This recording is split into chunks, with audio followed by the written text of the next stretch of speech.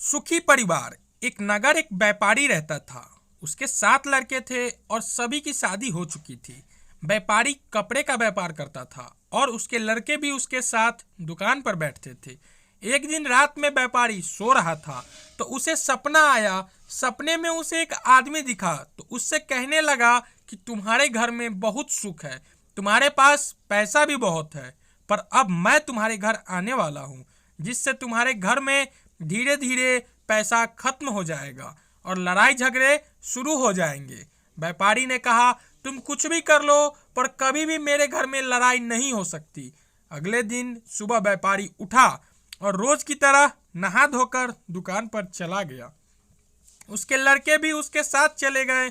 उस दिन उसकी पत्नी और बेटों की पत्नियों ने खाना बनाया।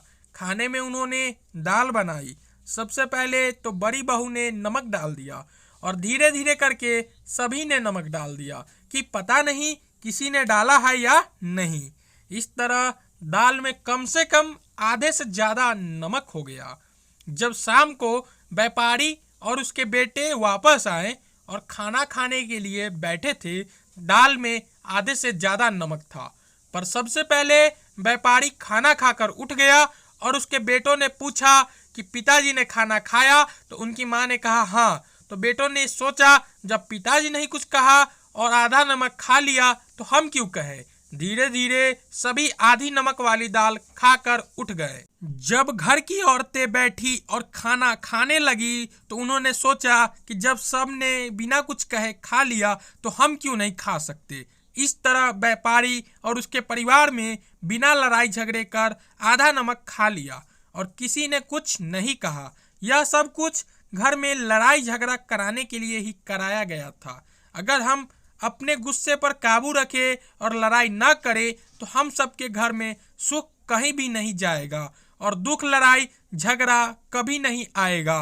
व्यापारी और उसका परिवार सहनशीलता और आपस में मिलजुल कर रहते थे, इसलिए उनमें से किसी ने लड़ाई की नहीं की। उसी रात को फिर व्यापारी को सपना आया और सपने में वही आदमी दिखाई दिया। उसने कहा, मैं तो थक गया, मैंने तुम्हारे घर में लड़ाई करवाने के लिए सब कुछ किया पर तुम्हारे घर के लोग तो किसी से लड़ते ही नहीं, इसलिए तुम्हारे घर में से सुख शांति हमेशा बनी रहेगी। इस कहानी से हमें यही सीख मिलती है कि अगर हमारे घर में थोड़ी गलती सलती भी हो जाए तो हमें उस पर गुस्सा नहीं होना चाहिए। इस तरह हम लोग सुखी संपन्न से रह सकते हैं।